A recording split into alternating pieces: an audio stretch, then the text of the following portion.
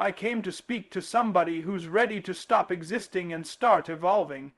You've been praying for a breakthrough, fasting for a blessing, asking for acceleration, but the question is not what are you waiting for? The question is, what are you working on? Let me talk to somebody who feels stuck right now. You've been looking around, comparing your life to others, wondering why you're not where they are, why you don't have what they have, why your dream is still crawling when theirs is running. But hear me, you are a work in progress. You're not finished yet. You're still under construction. God is not done with you. He's still painting strokes on the canvas of your life, and if you judge the masterpiece too soon, you'll misunderstand what it's becoming. You are not behind, you are becoming. Don't let temporary circumstances make you doubt eternal promises. Progress is not always loud. Sometimes it's silent.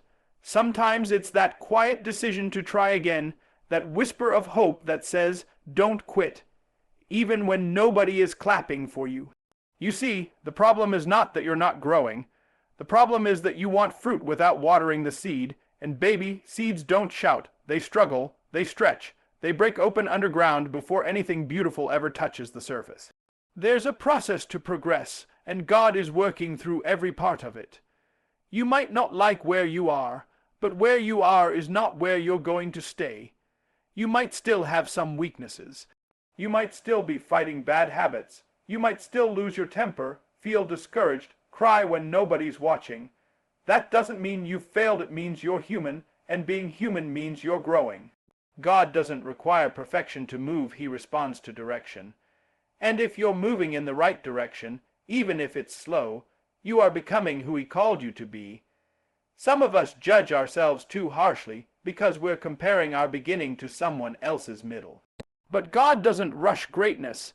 You don't bake a cake at 900 degrees just to speed it up. You'll burn it before it's ready.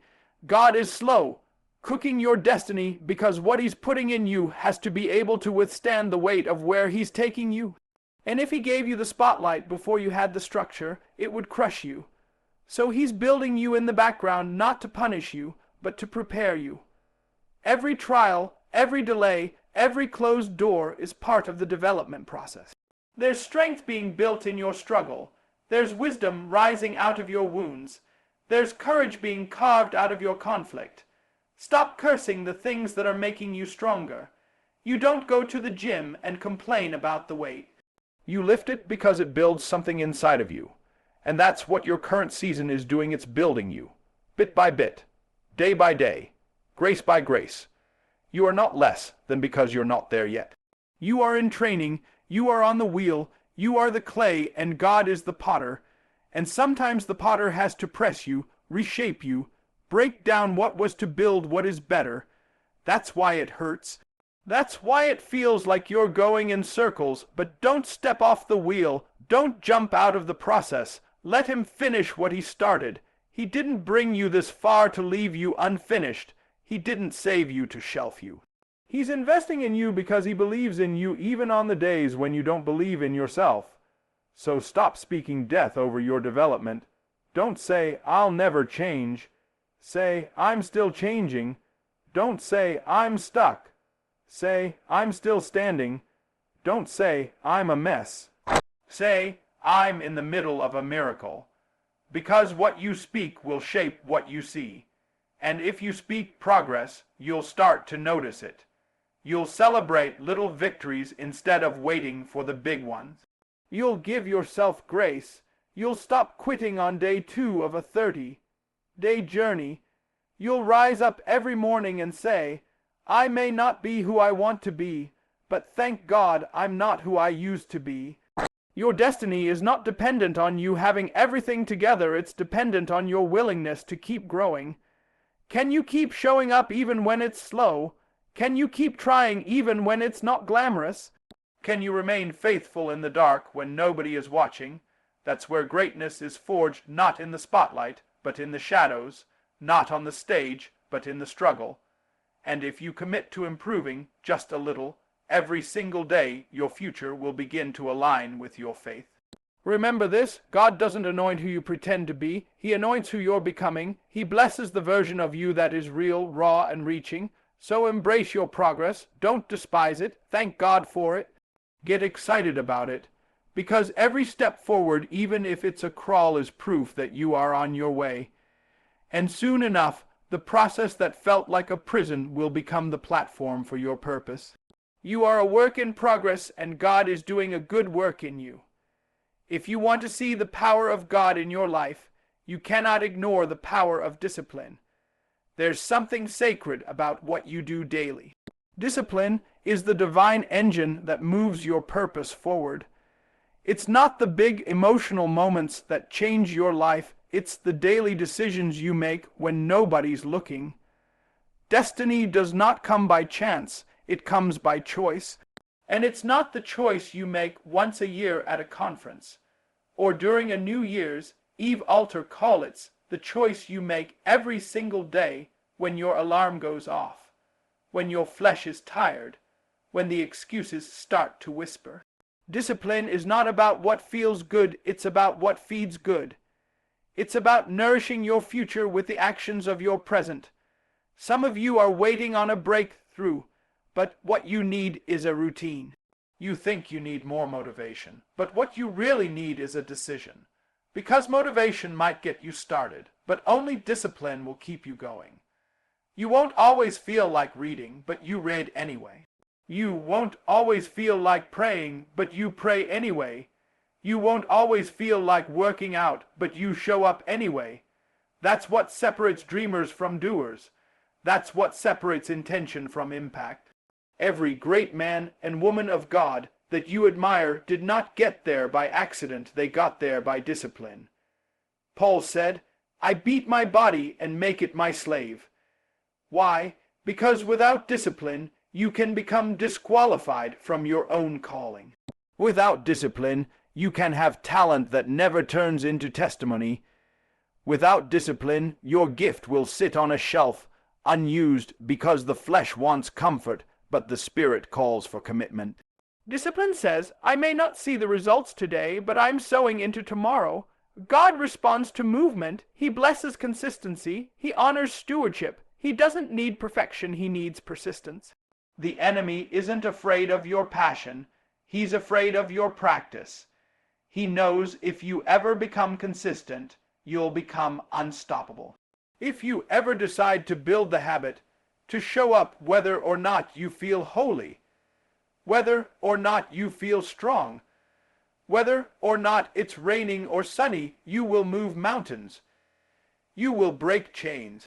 You will walk into rooms and shift the atmosphere, not because you're perfect, but because you're disciplined. Some of us are too focused on the result, not enough on the routine. We want the reward without the repetition. But let me tell you something, the blessing is buried in the boring. The miracle is hidden in the mundane. That quiet time, that writing session, that budgeting habit, that early morning prayer, it may not seem like much right now, but God is multiplying it. He's stacking your discipline in the spiritual realm like bricks in a house. You're building something, and one day the doors will open and people will say, "Where did you come from?" But you'll know you came from discipline. Discipline is about building a system that serves your spirit. It's about setting boundaries that protect your purpose. You don't have time to entertain distractions. You don't have the luxury of wasting energy on things that don't align with your assignment. When you are disciplined, you stop living from emotion and start living from intention. You start choosing based on vision, not just appetite. You stop waiting for the right moment and realize the right moment is whenever you decide to be disciplined. Some of you are frustrated because you've planted the seed but haven't seen the fruit. But I came to tell you, don't dig up what you planted just because it hasn't sprouted yet. Keep watering it. Keep nurturing it. Keep showing up for it. Destiny doesn't arrive with fireworks. It arrives in faithfulness. It shows up through the daily grind. It's built in the morning prayer, the focused reading, the healthy eating, the honest journaling, the budgeting, the forgiveness, the self-control. You can't pray your way out of what you behaved your way into. Some breakthroughs won't come until your habits align with your hope. Some miracles won't be released until your movement matches your prayer. Because discipline is faith in action. It's saying, God, I trust you enough to do my part. It's giving God something to bless. He cannot multiply what you refuse to manage. The difference between the person who fulfills their calling and the one who dies full of potential often comes down to this. One had the discipline to keep going when it wasn't glamorous. One had the discipline to turn the page when life got messy. One had the discipline to pray instead of panic, to write instead of worry, to forgive instead of fight. Destiny requires more than dreams, it requires decisions. It requires doing what you said you'd do long after the mood you said it in has left. So today, I challenge you build the structure for your success. Put systems around your soul. Design your day like your destiny depends on it because it does. This is not just about achieving goals. It's about becoming a person who can carry glory. A person who can withstand the weight of purpose. That person is not built in the spotlight. That person is built in the discipline. You are not waiting on destiny. Destiny is waiting on your discipline. You can dress it up. You can polish it.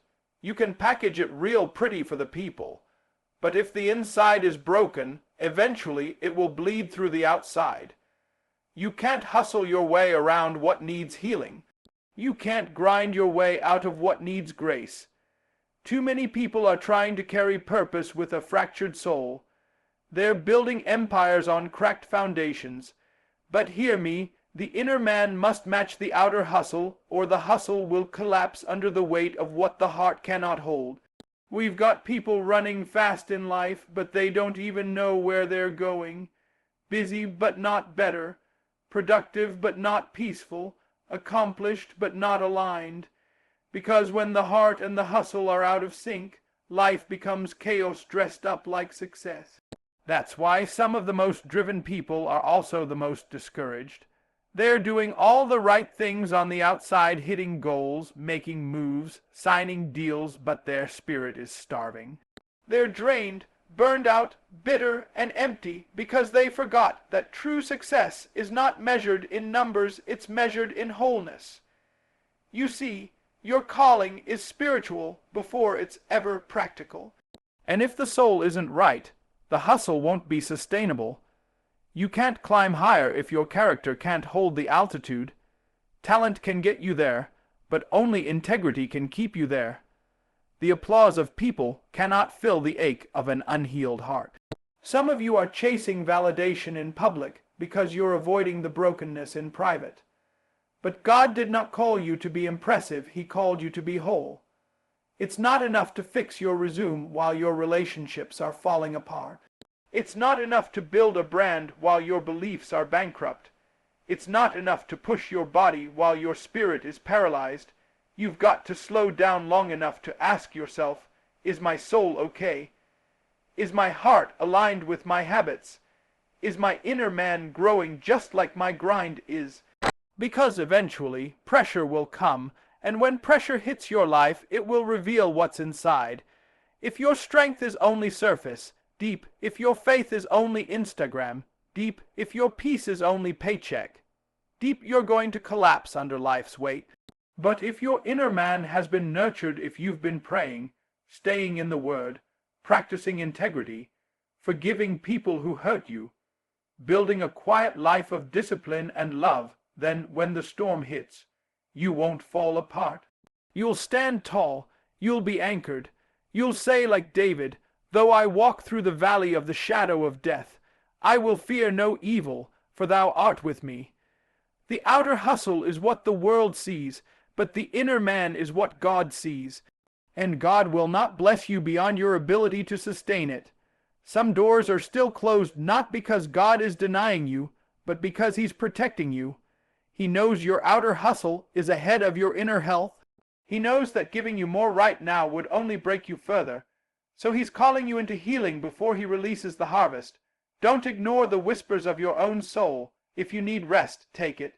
If you need counseling, get it. If you need to pull back from the noise and be still, do it. You can't hustle your way into healing. You've got to surrender. You've got to be honest. You've got to deal with the childhood pain, the resentment, the insecurity, the fear, the pride, the stuff that doesn't show up on your highlight reel, but that sabotages you in silence. We spend hours in the gym. We train our bodies. We build businesses. We learn strategies. We chase promotions, but how much time do we spend developing the inner man? How much energy do we give to loving well, living with peace, walking with integrity, listening for God's voice, strengthening our spirit? Because listen, when the inner man is strong, everything else starts to align. You stop needing people's approval to feel valuable. You stop chasing empty applause. You begin to live from within, guided by truth, rooted in love, focused on what matters. You bring your whole self into every room, not just your polished self. You make decisions based on purpose, not pressure. You stop hustling just to survive, and you start moving with divine strategy. And here's the beautiful thing. When your inner man catches up with your outer hustle, you become dangerous to the enemy. You become consistent, you become fruitful, you become balanced, you walk in clarity, you produce not from panic but from peace, and your hustle becomes wholly not just hard work but hot work. So don't just chase the outcome, chase the alignment. Let your soul catch up with your schedule. Let your character match your calendar. Let your peace rise with your productivity. And above all, let your inner man grow daily, because that is the real foundation of every destiny that lasts. God isn't impressed by how busy you are. He's interested in how whole you are. And when your inside and your outside walk in unity, when your spirit walks in step with your strategy, there is nothing you cannot become, nothing you cannot build, and no battle you cannot win. Your life will always follow the direction of your thoughts. If your mind is cluttered, confused, and chaotic, then don't be surprised when your life starts reflecting the same, because everything begins in the mind. Every breakthrough, every breakdown, it starts in the thoughts you allow, the beliefs you entertain, and the conversations you have with yourself when nobody else is around. If you don't master your mind, you will mismanage your life. Your relationships, your health, your money, your calling, all of it is influenced by what goes on up here. Too many people are fighting battles on the outside, not realizing the real war is on the inside. The enemy isn't just coming after your car, your house, or your job. He's after your mind, because if he can capture your thoughts, he can control your choices. If he can plant lies in your head, he can paralyze you with fear, drown you in doubt, choke your confidence and make you self, sabotage opportunities that God himself sent to bless you. That's why Paul didn't say be transformed by your emotions. He said be transformed by the renewing of your mind. You will never go further than your thinking allows. You can't walk into greatness with a grasshopper mentality. You can't fulfill a divine destiny with a defeated thought life. Some of you are standing at the edge of breakthrough, but your mind keeps replaying old failures, past wounds, and negative words that were spoken over you years ago. And you wonder why you're stuck. You can't fly when your thoughts are chained to what hurt you. You can't walk in victory while rehearsing defeat. You've got to start thinking higher. You've got to stop letting toxic thoughts set up camp in your spirit. Because what you tolerate in your mind will eventually take over your behavior. If you keep saying, I'm not good enough, you'll start shrinking. If you keep believing nothing ever works out for me, you'll start sabotaging blessings before they bloom. If you keep thinking, I'll never change, then you'll quit trying altogether. You've got to interrupt the pattern. You've got to catch that thought and ask, is this helping me, or is this hindering me? Is this from God, or is this from fear? You don't have to believe every thought that enters your mind. Just because it sounds familiar doesn't mean it's factual. Just because it echoes your past doesn't mean it defines your future. You are not your trauma. You are not your failure. You are not the mistake you made. You are not what they said about you. You are who God says you are, but if you never renew your mind, you'll never receive that truth. You'll live like a prisoner, even when the door has already been unlocked. Mastering your mind means taking ownership of your mental atmosphere. What are you feeding your thoughts? Who has access to your attention? What content are you consuming? What conversations are you engaging in? The mind, like a garden, grows what is planted and nurtured. If all you feed it is fear, gossip, negativity, and distraction, don't expect peace to come out. If all you plant is worry, don't expect joy to blossom. You've got to guard your mind like it's sacred ground, because it is. Stop giving front row seats in your head to people who sow confusion. Stop rewatching the worst moments of your life like they're your favorite movie. Stop telling yourself that healing is impossible, that success is unreachable, that joy is unavailable. Those are lies, and you have the power to evict every one of them, because the Word says you have the mind of Christ. That means you have access to wisdom, clarity, and peace, but access without use is useless. You have to engage it. You have to take your thoughts captive. Every morning you wake up, your mind sets the tone. It decides whether today is a battlefield or a blessing, whether you respond with faith or react in fear, whether you speak life or spread bitterness. So don't leave your thoughts on autopilot. Take command. Feed your mind truth. Fill it with what is noble, right, pure, lovely, admirable. Speak life over your day before the enemy speaks lies over your soul. Speak scripture over your situation before your feelings hijack your focus. And let me tell you, this is not a one-time fix. This is a daily discipline. Just like your body needs regular nourishment, your mind needs daily renewal. The devil is persistent, but you must be more persistent. When he whispers fear, shout faith. When he reminds you of your failure, declare your future. When he tries to drag you into depression, lift yourself with praise. That's how you master your mind, with repetition, with truth, with power, with God. Your destiny is too important to be hijacked by unchecked thoughts. Your purpose is too great to be lost in a cloud of confusion. So today, decide, I will no longer be a victim of my own thinking. I will rise. I will take control. I will build the life God called me to build, starting in my mind. Because once you master the battlefield of the mind, everything else begins to fall into place. Peace takes root. Joy returns, clarity comes, decisions improve, relationships flourish, vision expands, and life becomes more than a grind. It becomes a garden that grows by grace. You can't grow what you refuse to change. You can't reach for greatness while sitting in a space that stifles your spirit. I don't care how gifted you are, if the ground around you is toxic. You will wither before you ever bloom.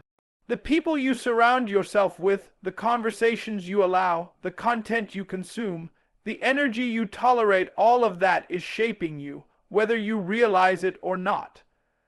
Because excellence isn't just about personal effort. It's also about environmental alignment. If a seed is full of potential, but planted in dry soil, it won't matter how powerful its DNA is. It needs the right atmosphere to thrive. So do you. You need an environment that speaks to your calling, not your comfort. One that challenges you to grow, not just one that claps for where you are. Too many people are loyal to places they've outgrown. They keep sitting at tables that serve poison with praise. They keep dimming their light to fit into rooms that were never meant to contain their future. Hear me. Your future needs the right soil. If you're serious about becoming all God has called you to be, then you must become intentional about the space you place yourself in. You can't be praying for elevation while sitting in a pit. You can't be asking God for more while surrounding yourself with people who think small, speak fear, and mock vision. You need people around you who push you to think higher, walk straighter, love deeper, believe bigger. Excellence is not an accident, it's the product of sustained exposure to excellence. You can't train for greatness in a gym of mediocrity. You can't become disciplined while spending all your time with people who live by excuses. You've got to get around something different. You've got to feel the pressure of better to birth the version of you that's been lying dormant under distractions and dysfunction. Some of you are struggling to break habits not because you're weak, but because your environment keeps reinforcing them. You keep going back to the same crowd, the same routine, the same mindset, expecting different results, but nothing changes until you change what surrounds you. Growth doesn't happen by accident, it happens by design. You've got to design an environment that demands more of you, one that calls out your potential and won't let you settle for average. You may have to walk alone for a season. You may have to unplug from certain circles. You may have to detox your space from negativity, gossip, and laziness. But let me promise you something: what you lose in company, you will gain in clarity. What you lose in popularity, you will gain in power. What you lose in comfort, you will gain in character. Sometimes God will allow discomfort not to destroy you, but to deliver you. He will disturb your current environment to awaken you to the fact that there is more in you than what your surroundings are supporting. He will make the nest uncomfortable so you can learn how to fly. Because he knows that if you stay where you are, you'll start to confuse survival with success. You'll think being busy means you're blessed. You'll think being accepted means you're aligned, but there's a difference between fitting in and rising up. Your environment speaks. It tells your mind what's normal. It informs your expectations. It molds your imagination. That's why you've got to saturate your surroundings with excellence. If you want to write, be around writers. If you want to build wealth, spend time with people who steward resources wisely. If you want to grow spiritually, align with those who carry the oil of prayer, the discipline of Scripture, the hunger for truth. Let your environment reflect your future, not your past. And I'm not just talking about people. I'm talking about your physical space, your home, your schedule, your digital consumption. What's on your walls? What's in your playlist? What voices are shaping your thinking? Are you creating a space for focus, or are you creating a trap for procrastination? Even Jesus was intentional about his environment. He withdrew from the crowd to pray. He silenced the noise to hear the Father. He chose disciples who could walk with him in purpose. Excellence is not about perfection, it's about preparation. It's about putting yourself in position to hear God clearly, to think deeply, to move strategically. It's about building a life where your surroundings don't drain you, they fuel you. Where your friends don't just celebrate your comfort, they call you into your calling. Where your home doesn't just entertain your emotions, it feeds your discipline. So today, take inventory of your environment. What needs to go? What needs to change? What needs to be added? Because if your surroundings are stuck, your soul will be stifled. But when you step into the right atmosphere, when you build a circle, a system, and a space that aligns with your assignment, you'll find that growth comes naturally. Strength rises, vision sharpens, discipline deepens, and excellence becomes not just something you chase, but something you live in. Because your environment doesn't just shape your excellence. It either builds it or breaks it. Now, after all is said and done, I want you to understand this. The greatness that you're seeking isn't locked up in the future, it's buried in your daily decisions. Excellence isn't built in a moment, it's cultivated in the mundane. If you want to live a powerful life, a purposeful life, a life that echoes beyond your years, then you must become committed to daily improvement. Not once a month, not only when you feel inspired, not only when crisis hits, but every single day. Every day you must stretch your vision, you must grow your faith, you must confront your fears, you must train your mind, you must guard your space. You must choose discipline over distraction, growth over comfort, obedience over opinions. Because the version of you that's called to do something extraordinary is waiting on the version of you that's willing to put in the work. You don't get to greatness by accident. You don't rise to your destiny with excuses in your mouth and bitterness in your heart. You rise when you understand that your life is a gift, and how you manage it is your gift back to God. So improve your thoughts, because your thinking becomes your reality. Improve your character, because that's what holds your success. Improve your health, because your body is the temple of purpose. Improve your circle, because environment matters. Improve your consistency, because destiny doesn't bow to laziness. Improve your habits, because they will outlive your motivation. You don't have to be perfect, you just have to be progressing. You don't need to leap, you just need to move. God is not asking you to be flawless, He's asking you to be faithful. Because if you can improve yourself just a little every day, over time, you won't even recognize the person you used to be. The fear will fade, the doubt will dissolve, the insecurities will shrink. And what will rise up out of the ashes of who you were is a strong, focused, wise, anointed man or woman of purpose. So don't wait for a new year. Don't wait for perfect conditions. Don't wait for somebody to give you permission.